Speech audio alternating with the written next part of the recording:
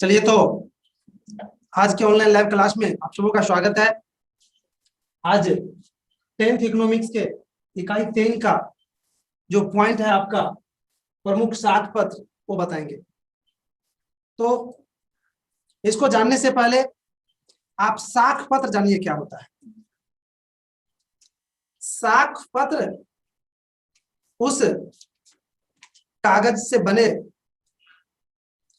पत्र को या पेज को कहा जाता है जिसका उपयोग साख मुद्रा अर्थात विश्वास वाले मुद्रा के रूप में किया जाता है। जैसे बैंक ड्राफ्ट, चेक। चेक क्या है? कागज का एक टुकड़ा है और उस पर 50,000, 2 लाख, 2 करोड़ टका लिख दीजिए, किसी को दे दीजिए, तो वह विश्वास वाला मुद्रा हो गया कि नहीं होगी। किसी पर 50,000 टका है आपका, वो चेक काट के दे दीजिए, तो वो साख विश्वास वाला मुद्रा हो गया कि अब हमको पैसा मिल जाएगा, विश्वास हो जाता है ना। इसलिए चेक को, बैंक ड्राफ्ट को, प्रतिज्ञा पत्र है, यात्री चेक है, ये सबको साख पत्र कहा जाता है। तो शायद साख पत्र समझ में आ गया होगा आप लोग को। अब प्रमुख साख पत्र जो हम बताने जा रहे थे, वैसे बहुत सारे हैं लेकिन प्रमुख 4 साख पत्र हैं। एक तो आपको चेक हो गया, दूसरा बैंक ड्राफ्ट हो गया, प्रतिज्ञा पत्र हो गया, और चौथा में यात्री चेक है। और भी कई है लेकिन ये 4 सबसे प्रमुख है। मुख्य रूप से आज हम लोग इन्हीं चारों के विषय में पढ़ेंगे। पहले ऊपर में 2 लाइन लिख लीजिए, फिर हम दिखाएंगे। ठीक है, 2 लाइन। साख पत्र का मतलब साख मुद्रा से है, अर्थात जैसे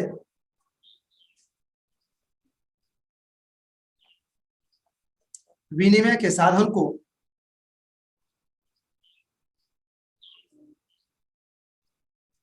साख पत्र कहा जाता है।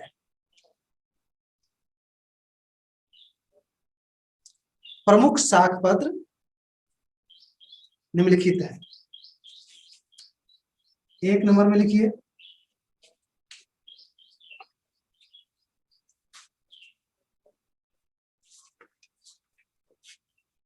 चेक,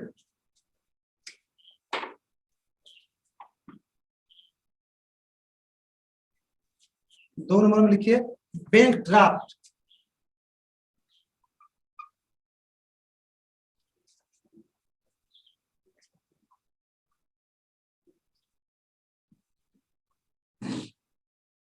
3 नंबर में लिखिए यात्री चेक,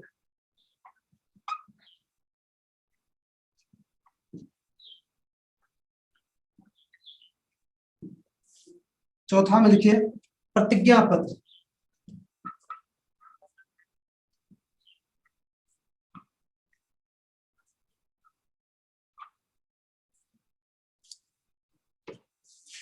ये प्रमुख 4 जो हैं साख पत्र है।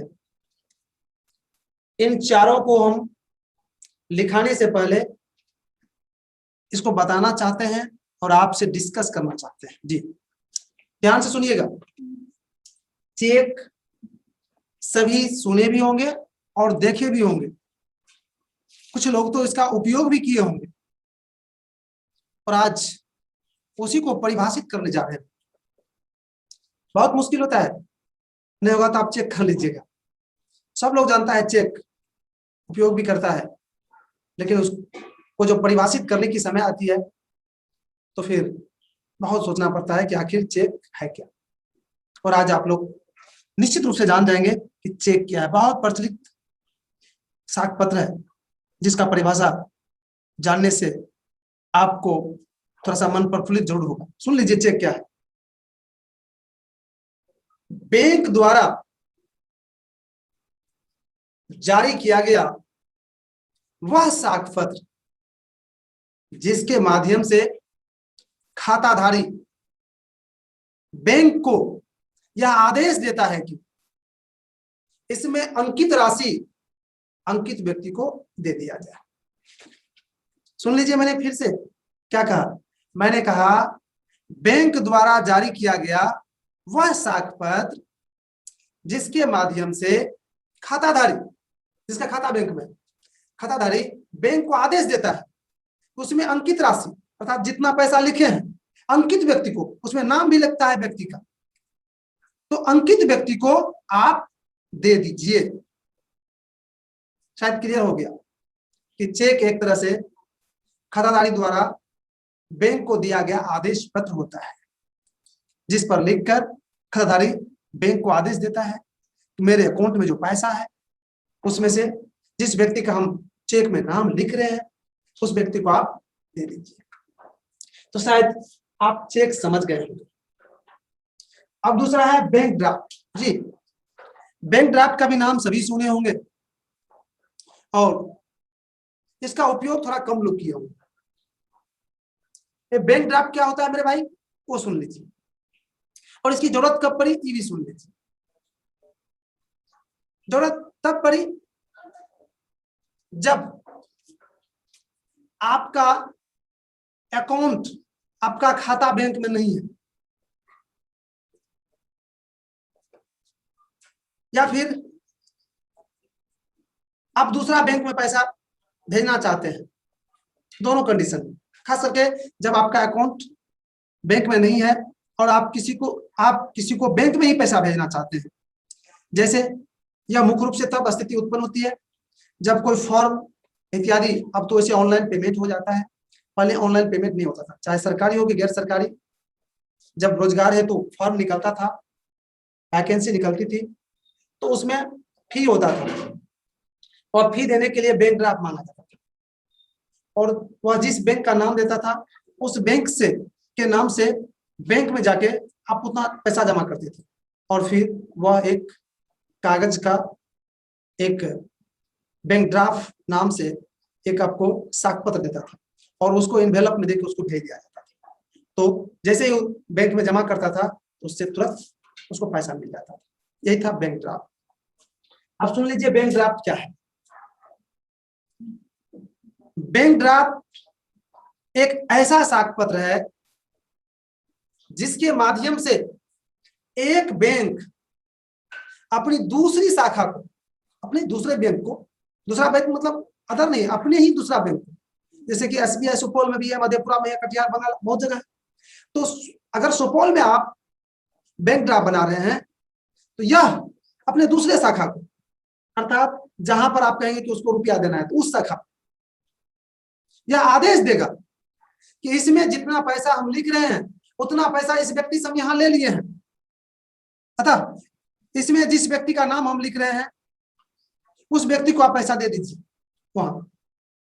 अर्थात बैंक ड्राफ्ट वह साख पत्र है जिसके माध्यम से बैंक की एक शाखा दूसरी शाखा को यह आदेश देती है, इसमें अंकित राशि अंकित व्यक्ति को आप दे दीजिए। तो शायद आप बैंक ड्राफ्ट नहीं समझ गए। अब आइए यात्री चेक। मेरे भाई, यात्रियों की सुविधा के लिए यह यात्री चेक जारी किया गया है बैंक द्वारा। अब इसमें पहले यात्री को जानना है आप लोगों को, क्योंकि 10th में है, बहुत सारे लोग यात्री जानते होंगे और कुछ लोग नहीं भी जानते होंगे। मैं थोड़ा एक बार जानता हूं आप लोग से कि आखिर यात्री किसको कहते हैं। थोड़ा बताओ तो मेरे भाई, यात्री किसको कहते हैं? जी, एक स्थान से दूसरे स्थान जाने वाले व्यक्ति को यात्री कहते हैं। और कोई भाई? एक स्थान से दूसरे स्थान से गाड़ी पे जाने वाले। एक आदमी बोलिए ना, तब ना सुनाई देगा। किसी साधन द्वारा एक व्यक्ति दूसरे स्थान तक जाता है उसे यात्री कहते हैं। यहाँ पर साधन का तात्पर्य बस, ट्रक यही हुआ जी, रेलगाड़ी? Yes sir. पैदल जाएगा तो नहीं हुआ यात्री। यहाँ से अगर हम एक स्थान से दूसरे स्थान जाते हैं, चौक से दूसरे चौक, एक शहर से दूसरे चौक, तो पैदल भी तो जा सकते हैं ना। तो पैदल नहीं हुआ। इन्होंने जो परिभाषा दिया, क्या नाम है, सौरभ ने जो परिभाषा दिया है वो बहुत ही बेस्ट परिभाषा है। उन्होंने दिया कि एक स्थान से दूसरे स्थान जाने की क्रिया को ही क्या कहा जाता है? यात्री यात्री यात्रा कहा जाता है, जो जाता है उसको यात्री कहते हैं। राइट, बहुत अच्छा परिभाषा किया है। चलिए आप लोग को बहुत हद तक ज्ञान है।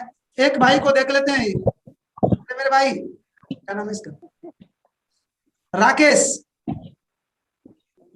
कौन थे वो राकेश, अभी जो आपके पास में थे, चले गए वो? पता चलिए, नहीं सर, वो रास्ता है ना, इसलिए रास्ते। वो रास्ते के काट में हैं।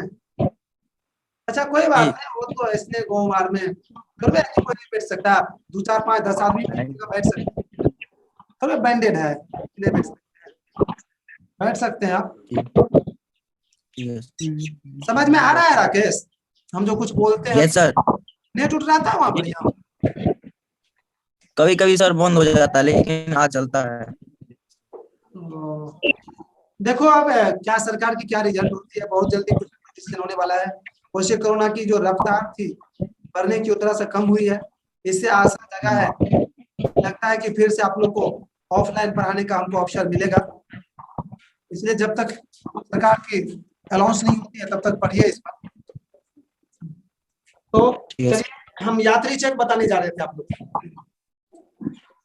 हम कह रहे थे कि बैंकों द्वारा यात्री के सुविधा के लिए यात्री चेक जारी किया गया है। इसमें क्या होता है, मान लीजिए यहाँ से आप मुंबई जाना चाहते हैं, 2 करोड़ रुपया है आपके पास में, तो रास्ते में छीनने की या अनहोनी होने की बहुत शंका होती है, तो आप रुपया साथ में नहीं ले जाइए, ये बैंक कर रही है, और आप बैंक में जाके जमा कर दीजिए, और यात्री चेक होता है वो ले लीजिए, और यात्री चेक लेके चले जाइए मुंबई। उसी शाखा में, जहां इस शाखा में आप पैसा जमा किया, उसी शाखा में जाकर चेक जमा कीजिए, वहां पर 2 करोड़ या जो जितना जमा टका किया उतना ले लीजिए आप। तो ये यात्री चेक समझ में आ गया कि यात्रियों की सुविधा के लिए बैंक यात्री चेक जारी करती है।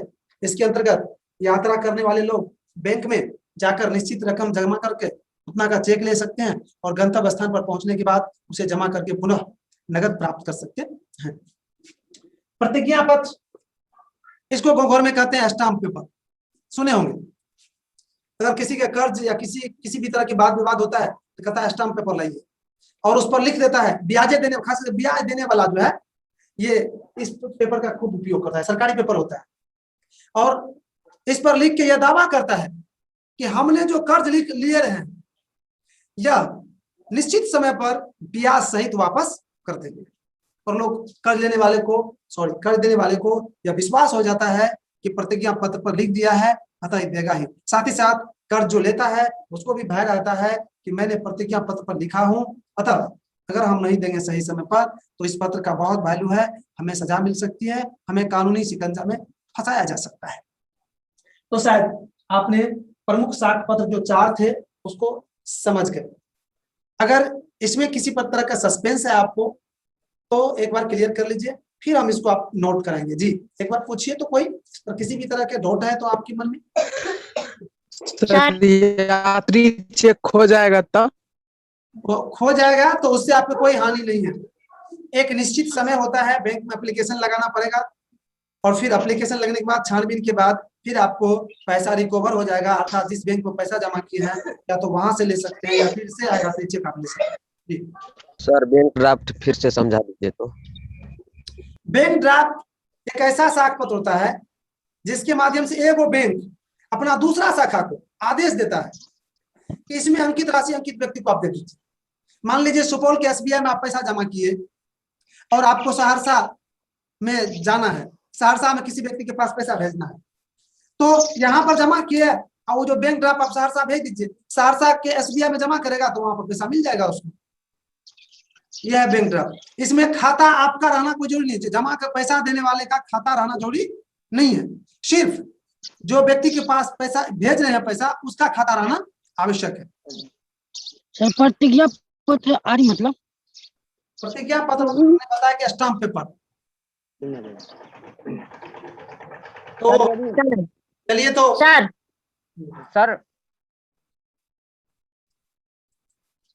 चलिए तो अब इसको आप लोग नोट कर लीजिए। 1 नंबर का लिखिए, बैंक द्वारा जारी किया गया वह साख पत्र जिसके माध्यम से खाताधारी बैंक को यह आदेश देता है कि इसमें अंकित राशि अंकित व्यक्ति को दे दिया जाए। बैंक ड्राफ्ट यह एक ऐसा साक्ष्यपत्र होता है जिसके माध्यम से एक बैंक अपनी दूसरी शाखा को यह आदेश देता है कि इसमें अंकित राशि अंकित व्यक्ति को दे दिया जाए। यात्री चेक, यात्रियों की सुविधा के लिए बैंक यात्री चेक जारी करता है। इसके अंतर्गत यात्री बैंक में रकम जमा कर यात्री चेक ले सकते हैं और गंतव्य स्थान पर पहुंचकर पुनः नगद प्राप्त कर सकते हैं। प्रतिज्ञा पत्र, यह एक ऐसा साक्ष्यपत्र होता है जिस पर ऋणी, ऋण लेने वाला ऋणी यह लिखकर वादा करता है कि लिए गए ऋण निर्धारित समय पर ब्याज सहित वापस कर देंगे। तो इस तरह से आपने प्रमुख जो साक्ष्य पत्र था उसको समझ गए। अब हम आगे बढ़ते हैं। अगला पॉइंट है आपका वस्तु विनिमय प्रणाली में होने वाली घटनाएं।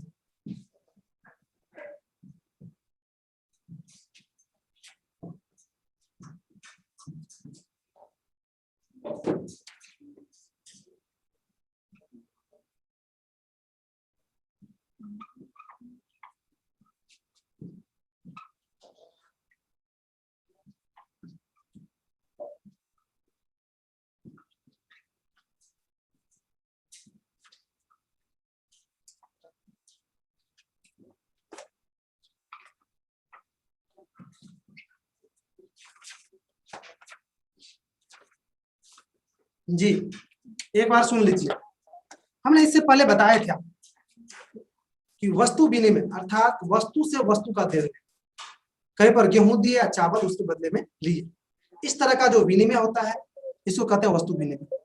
और इसमें कठिनाइयां, इसमें क्या दिक्कत होती है वो दिक्कत पढ़ना है आपको, लेकिन बड़े दुख के साथ कहना पड़ रहा है कि आज इस पॉइंट को हम पढ़ा नहीं पाएंगे क्योंकि आपका समय समाप्त हो रहा था। आज की क्लास को यहीं पर हमें विराम देना